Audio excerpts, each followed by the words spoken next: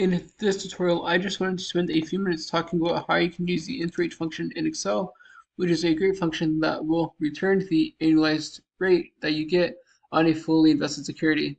Note this function is most helpful whenever you have something that is purchased on one date and then sold on another date versus other securities that have a periodic payment.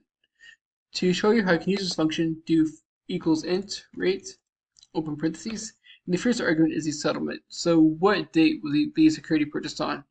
In this example, it was purchased on October 1st, 2025, comma, maturity. So when is this getting sold, or when does the security actually mature?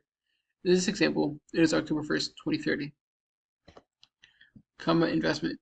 So how much was being invested at the start? In this case, it is $10,000. And then redemption. So how much is the security going to be worth at the end of it once it matures? In this case, it is $11,500. And then basis, I'm not going to use this, but you can see that it's there. It's optional argument, which you can tell by how it is in brackets, which allows you to change how the rate is calculated. The backspace is not going to use this in close parentheses. As you can see, the effective annual rate is 3%.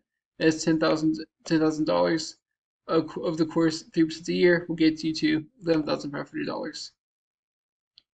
That said, I hope you found this super helpful. If you did, like, subscribe, comment. Thank you for watching. Have a great day.